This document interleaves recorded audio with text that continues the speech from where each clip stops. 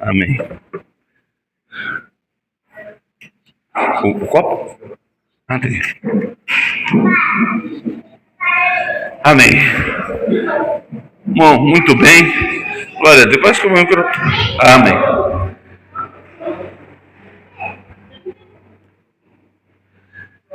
Quantos querem ouvir a palavra do Senhor? Graças a Deus. Pega a sua Bíblia. Pega as Escrituras Sagradas. Abra na carta aos Filipenses, no capítulo 3, no verso 7. Carta aos Filipenses, capítulo 3,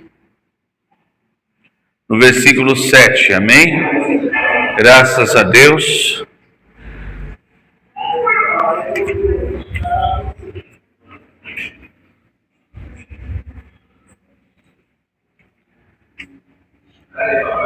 Se você tiver alguma dificuldade para encontrar, só levantar sua mão, o obreiro vai até você e te ajuda a encontrar o mais rápido possível. Filipenses, capítulo 3, no verso 7.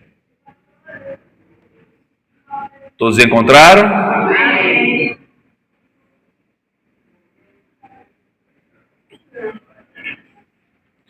Diz assim a palavra do Senhor: mas o que para mim era ganho, reputei-o perda por Cristo. E na verdade, tenho também por perda todas as coisas pela excelência do conhecimento de Cristo Jesus, meu Senhor, pelo qual sofri a perda de todas essas coisas e as considero como esterco, para que possa ganhar a Cristo. Oh, glória a teu santo nome, Senhor. Verso 7, eu leio mais uma vez e você repete comigo para quem chegou agora. Filipenses 3, versículos 7 e 8. Carta aos Filipenses, capítulo 3, versículos 7 e 8. Eu vou ler mais uma vez o verso 7 e você vai repetir comigo. Mas o que para mim era ganho, reputei-o perda por Cristo. Põe a tua Bíblia no teu assento, fecha os olhos. Santíssimo Deus e amado Pai, usa-me como instrumento da tua palavra para abençoar a tua igreja, para falar com o teu povo nesta manhã. Que em momento algum venha ser eu, mas seja o teu Espírito através da minha vida. Eu te peço, ó Pai querido, Deus amado, fala com a tua igreja, fala comigo, fala com cada um desses que aqui estão. Que verdadeiramente sejamos impactados pela tua santa palavra. É o que eu te peço e te agradeço, em nome de Jesus. Amém, Senhor, e graças a Deus. E você dá glória a Deus e aplauda o nome do Senhor. Aplauda com vontade, com alegria. Graças a Deus. Muito bem. Podem se assentar em seus lugares. O tema da mensagem desta manhã é verdadeiras conquistas. Amém? Nós estamos em uma campanha, irmãos, em um propósito de 7 domingos, hoje sendo o terceiro, em que nós estamos apresentando diante do Senhor os milagres que queremos que Deus opere em nossas vidas. E estamos em uma luta, estamos guerreando. Amém? Estamos nos esforçando, nos entregando para que verdadeiramente possamos alcançar, conquistar o milagre. Mas eu quero que você, nessa manhã, faça um exercício mental e de fé também. Porque quando eu vejo a vida deste homem, o apóstolo Paulo, eu vejo um homem que lutou muito para alcançar um determinado patamar de sua vida. Alguém que estudou muito, que almejou um posto na sociedade, que quis até, e eu posso aqui com certeza conjecturar sem medo de pecar, que quis uma posição financeira diferenciada. Porque hoje em dia, quando nós falamos sobre fariseu, sobre farisaísmo, pela palavra, pelo conhecimento bíblico, nós sabemos que foi um movimento que quase que destruiu o judaísmo. Amém, igreja? Foi por causa do farisaísmo que Deus teve que enviar o seu filho. Porque tudo que era, como eu posso dizer, correto, tudo que era santo da lei mosaica, foi simplesmente mudado, transformado, enfim.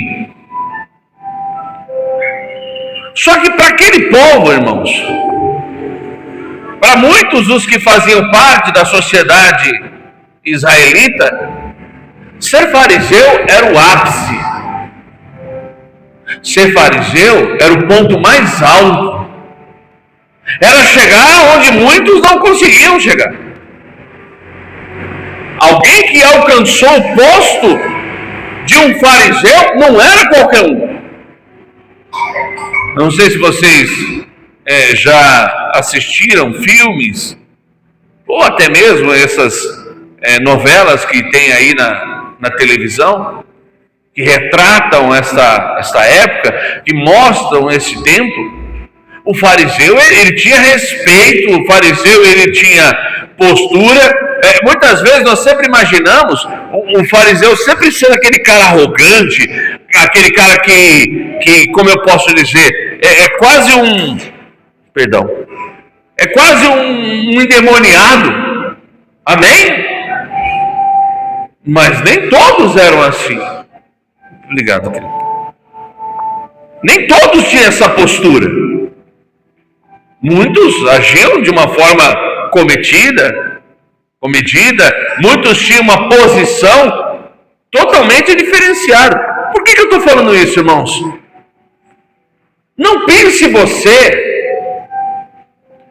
que Paulo não gostava de ser fariseu. Ele lutou por aquilo a vida inteira. Ser fariseu era bom. É o mesmo que hoje em dia, alguém que lutou, se esforçou, trabalhou para alcançar um alto nível da sociedade, um alto nível financeiro. Eu vou fazer uma pergunta aqui. Quem gostaria de ter uma boa situação financeira? Eita! Quem gosta de chegar em um lugar e ser bem recebido o senhor gostaria de algo? O senhor quer que eu te conduza? Quem gosta de ser, eu vou traduzir aqui de uma forma bem direta, quem gosta de ser paparicado? Você já viu que esse pessoal assim, né, que tem uma posição social, aonde ele chega, doutor tal, senhor tal, por aqui, vamos aqui. Não é assim, irmãos. Fala para mim, quem é que não gosta disso? Paulo alcançou um posto que nem todo mundo conseguia alcançar. E ele gostava disso. E ele não só gostava disso, como ele tinha convicção do lugar onde ele estava. Deixa eu falar algo para você aqui nessa manhã, meu amado. Muitos de nós aqui estamos nesse propósito, nessa campanha, com as nossas convicções, com os nossos desejos. Não pense você que Paulo não orava a Deus. Não pense você que Paulo era aquele cara quase que, sei lá, um satanista, enquanto fariseu. Pelo contrário, o fariseu era marcado por orar e orar muito. Amém, igreja? Era uma posição de autoridade. Ele tinha os seus pensamentos, as suas convicções, as suas razões. E aquilo que ele apresentava diante de Deus. E eu tenho certeza, irmãos, que no momento em que ele pediu para os sacerdotes cartas de autorização para perseguir os da seita de Cristo, ele tinha uma certeza: eu estou fazendo a vontade de Deus. Eu estou fazendo o que é certo. Nós chegamos na igreja com as nossas convicções. E nós, como o Saulo, apresentamos essas convicções diante de Deus. Amém, igreja? E nós queremos que aconteça, e nós entramos em campanha, em batalha, em guerra. Senhor, a minha demanda é essa daqui, o milagre que eu quero, e vou lutar, e vou conquistar, é este aqui, e é assim, é isso que eu quero de ti, Pai. E assim Saulo também fez. E muito do que ele pediu, até a sua posição como fariseu, eu posso aqui falar, igreja, que Deus deu para ele. Porque era aquilo que ele queria, amém? Mas nós não estamos aqui só para fazer aquilo que nós queremos. Nós não podemos chegar diante de Deus só para pedir aquilo que nós queremos. Você também precisa chegar à presença de Deus e perguntar: o que o Senhor quer que eu conquiste? Qual é a vontade? Qual é o objetivo que o Senhor gostaria que eu me achegasse diante de ti com essa mesma vontade, com essa mesma garra? Quando a gente traz a nossa vontade, a gente chora, a gente ora, a gente bate no chão, Deus, eu quero. Aí quando é a vontade de Deus, será que você faz a mesma vontade? Quando é o querer de Deus, será que você se expressa com essa mesma alegria? Porque quando Deus encontrou Paulo, desmontou tudo que ele tinha lutado, tudo pelo qual ele se esforçou, se dedicou e tinha convicção que era o melhor para si e para a sua família, porque ainda que ele não tivesse, ele queria ter uma família. Amém, igreja? Ainda que ele não o tivesse, ele queria formar uma família, como todo bom fariseu daquela época. Então ele tinha desejos, convicções que ele apresentava diante de Deus para si e para a sua casa. Mas quando ele encontra Jesus, Jesus diz exatamente assim: o Senhor coloca diante dele: eu tenho para ti uma outra coisa. E mais do que isso, eu quero que você lute para alcançar um novo objetivo. Você vai alcançar agora um novo patamar, e a Surimicomanai.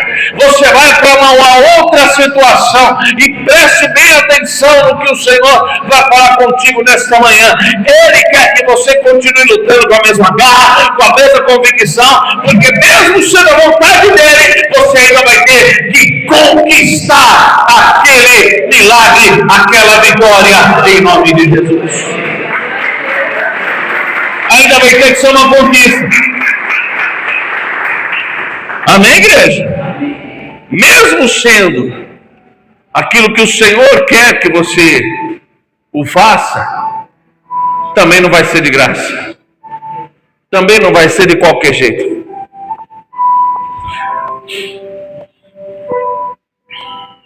No auge da sua carreira como ministro, como missionário, como apóstolo, Saulo faz essa reflexão que você acabou de ler aqui. Mas o que para mim era ganho, reputei-o por perda. O que para mim era maravilhoso, era bom demais ser fariseu. Agora, fazendo o que eu faço, eu prefiro deixar para lá. Eu prefiro perder tudo aquilo que eu acreditava que era top, que era maravilhoso, coisas que eu lutei para que Deus me desse. E aí o verso 8 ele vai dizer aqui, ó, e na verdade tenho também por perda todas as coisas, pela excelência do conhecimento de Cristo Jesus, meu Senhor, pelo qual sofri a perda, ele fala de novo de perda, de todas estas coisas, e as considero como esterco, para que possa ganhar a Cristo. Tudo aquilo que ele acreditava ser muito bom, agora ele entende que ele precisa lutar por outras coisas. Eu não venho aqui nessa manhã destruir a sua campanha. Eu não vim aqui trazer uma mensagem para você dizer, então tudo que eu estou pedindo é melhor deixar para lá. Não, não é isso que eu estou falando. Eu nunca disse para você, e Deus também nunca disse, que você está errado em querer uma posição financeira, em querer um bom emprego, em querer uma boa casa, em querer a tua saúde. Você não está errado, meu querido. Mas eu preciso falar para você que o Senhor tem coisas mais valiosas. O Senhor tem coisas que estão num nível ainda maior, além dessas que Ele com certeza quer e vai te dar em nome de Jesus. Mas hoje Ele te chama a entrar na presença dEle. Quantos creem que o Senhor está aqui nessa manhã? A entrar na presença dEle e pedir, por exemplo, número 1, a sua sabedoria. Amém? É difícil, é estranho. Raramente você vai ver alguém entrando na presença do Senhor e fazendo uma campanha, fazendo um propósito. A gente pede em orações comuns, em orações do dia a dia, Senhor, me dá sabedoria para saber lidar com as situações. Agora, aquilo que a gente quer que seja um milagre, jamais, dificilmente você vai pôr como sendo sabedoria. E às vezes a impressão que dá é que sabedoria é uma coisa tão bobagem, tão simples, não é nada tão assim, não é tão complicado. É aí que você se engana. Eu quero nessa manhã trazer as coisas que o Senhor gostaria que você conquistasse. A primeira, sabedoria. Que você levante um clamor, que você faça nesse propósito, nessa campanha, além daquilo que você já está pedindo, põe com a mesma vontade, meu Deus, me dá sabedoria. Mas não é a sabedoria do homem, não é a sabedoria conquistada na faculdade, não é a sabedoria alcançada nos livros, não. Essa é uma boa sabedoria? Sim, mas ela é limitada. Eu quero que você clame e busque a sabedoria que vem do alto, a sabedoria que vem de Deus para a tua vida, em nome de Jesus. Presta atenção, a palavra do Senhor nos fala, no primeiro livro dos Reis, no capítulo 3, abre aí a tua Bíblia, irmãos, deixa eu chamar a atenção para você, ela já está aqui, já está aqui, é mais um pouquinho, espera mais um cadinho, até o aniversário ela vai estar ali, e funcionando, em nome de Jesus. Você crê nisso? Eu estou aqui crendo que isso vai acontecer. Eu preciso acreditar, amém? Eu tenho que ter fé, e até lá nós vamos estar com essa tela funcionando aqui. Mas porque eu quero que você, nessa manhã, preste toda a atenção. Ter sabedoria, igreja, ainda que não pareça, mas eu posso dizer para você que é praticamente requisito básico para o homem de Deus, para a mulher de Deus. Não sei se você, em suas orações, nesses últimos dias, pediu sabedoria para Deus. Você já fez? Quem aqui já fez essa oração? Levanta a mão. Senhor, eu já pedi sabedoria. Senhor, às vezes eu peço, às vezes não. A partir de hoje você vai pedir mais. Capítulo 3 do primeiro livro dos Reis, no capítulo 9, vai dizer assim a palavra do Senhor: a teu servo, pois, dá um coração entendido para julgar a teu povo, para que prudentemente discirna entre o bem e o mal. Porque quem poderia julgar a este teu tão grande povo? E esta palavra pareceu boa aos olhos do Senhor, que Salomão pedisse esta coisa. Verso 11. E não pediste, versículo 11. E disse-lhe Deus: porquanto pediste esta coisa, e não pediste para ti riquezas, nem pediste a vida de teus inimigos, mas pediste para ti entendimento, em algumas traduções sabedoria, para ouvir causas de juízo, eis que fiz segundo as tuas palavras, eis que te dei um coração tão sábio e entendido, que antes de ti teu igual não houve, e depois de ti teu igual não levantará. Amém? Você percebeu que Deus já esperava que Salomão pedisse riquezas, pedisse que os inimigos ficassem longe dele. Por que Deus fala isso para Salomão? Porque é o que a maioria das pessoas pedem. Me dá livramento, Senhor, me dá a tua proteção, meu Deus, me livra do inimigo, do olho gordo, da inveja. É ou não é? É a maioria das orações. Senhor, acampa os teus anjos ao meu redor. A gente faz essa oração. E não estou aqui dizendo que você está errado nesse tipo de oração, mas antes de fazer essa oração, primeiro de tudo, Senhor, me dá a tua sabedoria, porque eu preciso compreender melhor as coisas que estão ao meu redor. Eu não posso perder o meu discernimento. Olha o que Salomão diz: para que eu possa discernir o bem e o... Por que ele pede isso? Porque há momentos que, dependendo da tua emoção, dependendo do problema que você estiver passando, você tem dificuldade em discernir o que é o bem e o que é o... Dependendo do que você está passando, você acaba achando que fazer o errado é o certo e o certo é o errado. Por isso que Salomão pede: me dá sabedoria, me dá entendimento. Eu libero essa palavra sobre a tua vida nessa manhã.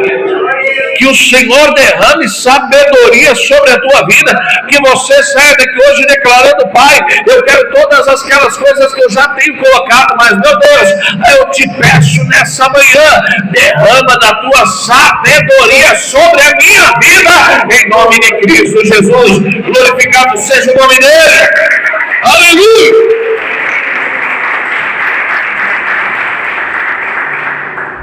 O Senhor, Ele nos dá uma vasta opções de coisas que nós podemos alcançar, conquistar, mas nem sempre estamos atentos às tantas coisas que Ele nos oferece.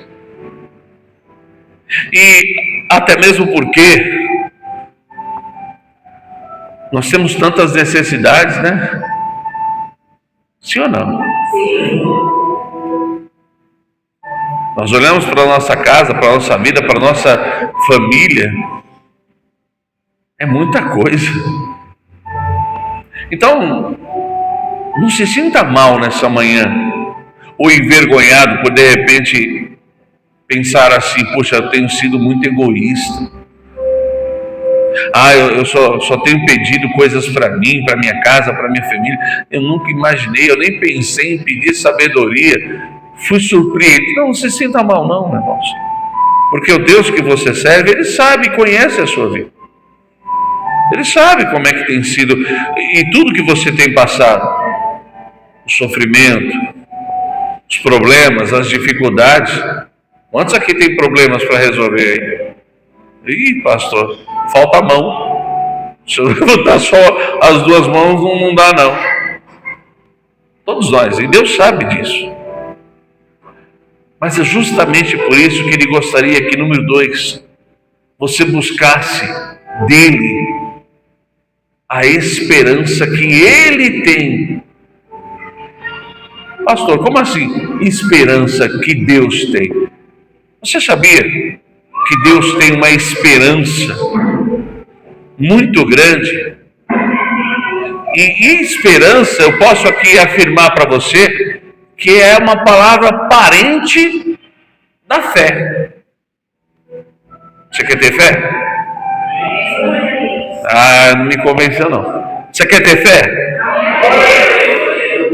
Tudo começa com esperança. E se tem algo que Deus tem, é esperança. Do que, pastor? A esperança de que você faça o que tem que fazer. Você não consegue, e eu não vou te criticar, porque até a própria palavra diz, ai do homem que confia no homem. Nós não temos muita esperança e não conseguimos depositar muita esperança no nosso irmão, na nossa irmã, ou no nosso próximo. E a bem da verdade está cada vez mais difícil. O homem, meu Deus do céu, a sociedade que nós vivemos, ela se corrompe numa velocidade absurda. E você depositar a tua confiança, a tua esperança em alguém, é cada vez mais complicado. Mas Deus nunca deixou de acreditar que você que está aqui nessa manhã pode e vai fazer o que é certo em nome de Jesus. Deus aposta em você. Você acredita em Deus? Deus acredita em você. Amém? Eu vou mostrar para você no livro de Juízes. Ontem eu estava conversando com um psicólogo, irmãos, e eu estava falando justamente sobre o livro de Juízes. Ele falou para mim, ele citou uma expressão que eu ainda não conhecia dentro da psicologia: punção de morte e punção de vida. Vou repetir: punção de morte e punção de vida. Trocando a palavra punção por força. Melhorou? É a mesma, são homônimas, palavras homônimas. Quando você pega o que você tem mais de positivo e reforça essa positividade para aplicar em todas as áreas da sua vida, você está usando uma punção de vida. Amém, igreja? Você pega os aspectos mais positivos da sua vida e reforça esses aspectos para que você consiga levantar pela manhã, ir trabalhar e pegar o ônibus e se reanimar. Você tem que pôr na sua cabeça tudo que é positivo para você continuar indo para frente. Quando você está numa punção de morte, você faz o contrário. Você só consegue valorizar o que é negativo. Ai, está dando tudo errado. Ai, minha vida nunca dá certo. Ó dias, ó céu. E você vai só querendo se afastar, se encolher. E você entra num ciclo de depressão. Amém, irmãos? Essa é uma punção de morte. Vai te empurrando para baixo. E o diabo sabe disso. Mas quando você se depara com Deus, Deus transforma o que era para ser morte em vida. Deus pega o que era para ser negativo e usa de forma positiva. Quando Deus encontra Gideão está nessa força de morte. Ele está para baixo. Abra a tua Bíblia. Juízes capítulo 6, versículo 12. Amém? Está tudo certo aí, Agatha? Tudo tranquilo? Eu percebi. Juízes capítulo 6, verso 12. Se vocês quiserem levar ela, vocês vão levar ela na UPA? Não sei. Se vocês quiserem ir. Juízes, capítulo 6, verso 12.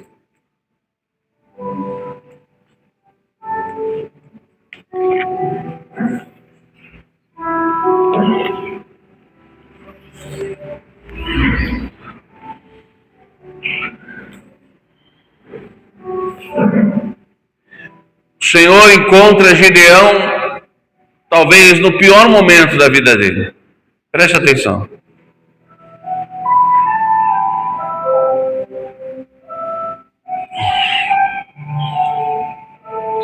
Então o anjo do Senhor lhe apareceu e lhe disse: o Senhor é contigo, varão valoroso. Mas, esse mas aqui já entrega, né? Mas Gideão lhe respondeu: ai, Senhor meu, se o Senhor é conosco, por que tudo isso nos sobreveio? E que é feito de todas as suas maravilhas que nossos pais nos contaram, dizendo: não nos fez o Senhor subir do Egito? Porém agora o Senhor nos desamparou e nos deu na mão dos midianitas. Versículo 14.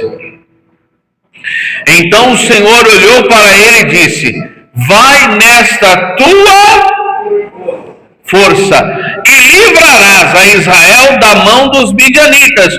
Porventura não te enviei eu? Aí o verso 15 vai dizer assim: e ele lhe disse: ai, Senhor meu, com que livrarei Israel? Eis que o meu milheiro é o mais pobre em Manassés, e eu o menor na casa de meu pai. E o Senhor lhe disse: porquanto eu hei de ser contigo, tu ferirás os midianitas como se fossem um só homem. Aí eu te pergunto, eu olhando aqui essa passagem bíblica, que força que Deus viu em Gideão? Em algum momento Gideão mostra ter força aqui, irmãos? Amém? Olha o que está acontecendo. Gideão fala aqui, logo no versículo 13: o que é feio? Porque tudo isso nos sobreveio. Quem aqui já fez essa pergunta? Por que eu estou passando por isso? Quem já passou? Já fez essa pergunta? Aqui, ó. Por que tudo isso nos sobreveio? E que é feito de todas as suas maravilhas? Não nos fez o Senhor subir do Egito? Agora o Senhor nos desamparou. Amém? Ele está literalmente reclamando para Deus: o Senhor me esqueceu. Por que ele está falando isso, igreja? Os midianitas estavam avançando nas terras de Israel, e toda a fazenda que eles entravam, destruíam tudo. Gideão está malhando trigo no lagar, do lugar que era para amassar uva. Ele está escondido, e aquilo para ele era vergonhoso, era ruim. Ele está numa punção de morte. Amém, irmãos? Aí Deus pega essa força, porque tanto a punção de vida quanto a punção de morte, elas são uma força. Uma empurra para baixo, a outra empurra para cima. Mas quando entra na presença de Deus, aquilo que era para ser para baixo, Deus pega aquela mesma força e diz: é com essa raiva aí, ó. É que você está com raiva, você está irritado, você está chateado. Pega essa raiva e vai para cima do inimigo. Declara que Deus é contigo. Se o inimigo se levantou e está dizendo: você não vai conseguir, você está sozinho, você está desamparado, pega essa raiva e diz: Satanás, agora que eu vou me levantar, agora que eu vou orar mais, agora que eu vou jejuar mais, agora que eu vou clamar mais. É essa força, irmãos. Você percebeu? E desde que a gente começou a campanha, desde que nós declaramos guerra, que o destacamento diminuiu, que o nosso regimento aqui, como exército, deu uma... Isso não é todo mundo que está pronto para a guerra, meu filho. Eu falei no primeiro dia da campanha, nem todo mundo vai conseguir fazer essa campanha, porque nós estamos em guerra.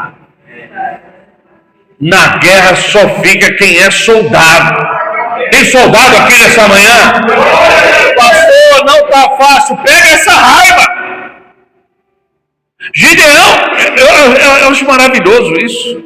É forte. Você percebeu que Deus em nenhum momento falou para Gideão: para de falar isso? Às vezes a gente pega alguém que está reclamando, né? Ai, para de falar essas coisas feias. Deus não falou isso. Deus falou: vai nessa tua força. E que a força de Gideão era para baixo. Olha que loucura. A força de Gideão era uma força ruim. Acho que o diabo pensando consigo: agora eu vou matar Gideão e a família toda é dele. Deus falou assim: eu vou pegar essa raiva dele e vou usar contra você, Satanás. Você não entendeu? Senão você tinha dado 2 glórias a Deus. Vou falar de novo.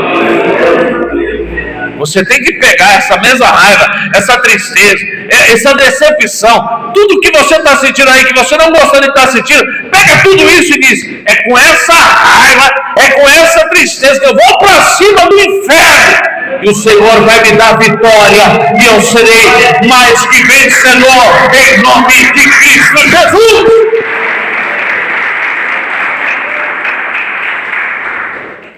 Aleluia, Senhor. A bem da verdade, ninguém que entra numa guerra entra sorrindo, né? Vamos guerrear. Não. Guerra, desculpa a palavra que eu vou utilizar, o pau quebra na guerra.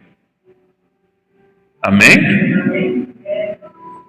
Nós somos soldados, estamos numa guerra. E temos um general que é conosco. E ele nunca te desamparou. A única coisa que Deus vai corrigir no que Gideão falou é exatamente isso: eu estou contigo. Você pode achar que não, mas até nessa tua raiva, nessa tristeza que você está aí, eu estou contigo. Ele está contigo. Mesmo naquele dia que você... Porque eu sei, você já se sentiu assim. A gente não sente. A gente não fala para mim que você sente, que você não sente. O dia que você está triste, você não acha que Deus está contigo. Você não... O dia que você está chateado, você fala: Deus, eu não quero nem orar. Se orar, eu vou pecar. Eu já me senti assim: Senhor, eu não consigo nem orar para ti, porque eu estou tão angustiado que não vai sair nada que interessante. A minha alma não está legal. Aí você fica só em silêncio. E é nesse silêncio que Ele está contigo. Porque tem hora que a gente não precisa ouvir nada, a gente só precisa que Ele... Sabe, colo de pai? Colo de mãe? Mãe, não quero falar nada não, só fica aqui. Você só faz assim. Já vi André fazer isso, eu já fiz isso. Eu só aqui, fica quietinho aqui. E vai haver resposta para a tua oração em nome de Jesus. Sabe o que o Senhor quer que você conquiste? Em terceiro e último lugar, e o que eu vou falar aqui, quando nós iniciamos a mensagem, eu falei sobre fazer um exercício de fé, um exercício de imaginação. Imagine você tendo que ouvir quem você mais ama pedindo ajuda e você não poder fazer nada, porque você tem um compromisso que está acima daquilo. Já se colocou na posição de Deus? A gente gosta de dizer, porque está na Bíblia, que Deus é... Deus é... Não, vamos ver se alguém vai falar. Deus é... Quem falou fiel? Deus é fiel. Amém? E a gente enche o peito para dizer: Deus é fiel a mim. E se eu te falar que não? Ih, pastor, lá vem com heresia. Não vou falar heresia. Você vai se assustar com o que o Senhor falou para mim. Eu nunca disse que eu era fiel ao homem. Não. Deus é fiel à sua palavra. Deus é fiel ao seu compromisso. Sabe por que eu não digo que Ele é fiel ao homem? Qual foi o maior homem que andou nessa terra? Jesus. O que Jesus falou na cruz do Calvário? Deus meu, por que me... Deus fez alguma coisa? Não. Porque a fidelidade de Deus não era para com o seu filho, não era para com o homem Jesus Cristo. A fidelidade de Deus era para com o compromisso que ele tinha com aquilo que estava acontecendo. A fidelidade de Deus era para com o resultado do que ia acontecer após aquilo ali. A tua salvação.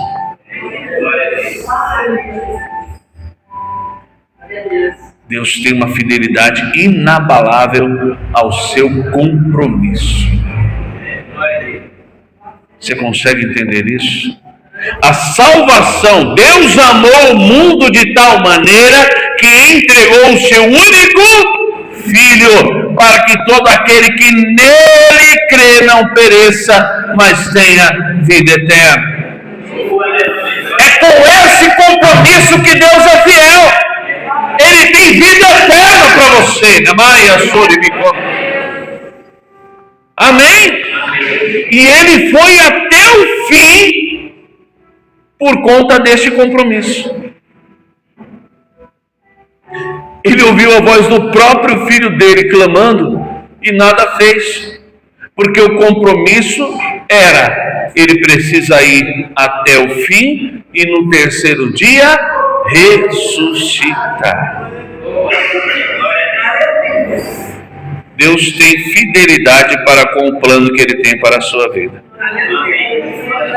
E ele vai até o fim por você. Amém? A fidelidade com Deus é com o propósito que ele tem para você. Aí você diz: pastor, mas isso não é o mesmo que ser fiel a mim? É. Porque o propósito que Deus tem para mim e para você, meu amado, é maravilhoso. Ele quer o melhor para a tua vida. Então o Senhor hoje propõe a cada um de nós nessa manhã que você busque ter essa mesma fidelidade. Que nessa campanha, nesse propósito que você está, você no meio do caminho não queira desistir.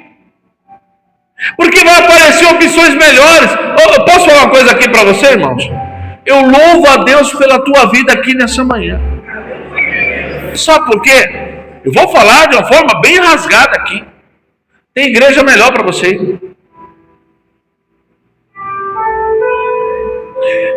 Tem igreja com uma banda melhor para você ouvir. Tem igreja que tem pessoas que você tem até mais afinidade, que você gosta mais. Tem igrejas, eu estou falando de igreja, não estou falando nem em praia. Não, tem lugares talvez que você gostaria de estar. Igrejas mais suntuosas, mais bonitas. Tem outros lugares, mas sabe por que você está aqui? Porque você sabe que Deus está aqui. Sabe por que você está aqui nessa manhã? Porque você sabe que essa campanha é de Deus. É essa fidelidade que o Senhor está falando contigo. Não, diante de Deus. Eu sei que o que eu estou falando aqui possa até queimar um pouco a minha língua. Não é para você ser fiel a esse símbolo aqui, ó. A tua fidelidade não é para esse símbolo. A tua fidelidade não é com o pastor Ronaldo. Eu falo isso quantas vezes for possível. A tua fidelidade é com a palavra de Deus. É com Deus que te chamou. E aonde estiver a presença de Deus, ali você vai estar. Em nome de Jesus. Deus é fiel. E nós também temos que ser fiel ao nosso compromisso com Deus, fiel à palavra dele, fiel até a morte. E ele nos dará a coroa da vitória. Eu vou terminar. Mateus 27, verso 46.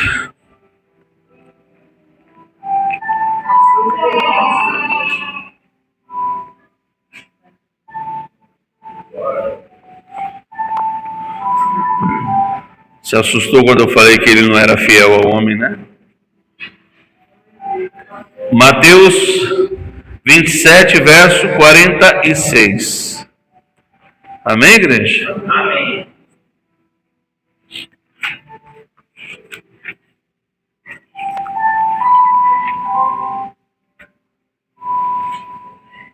Diz assim: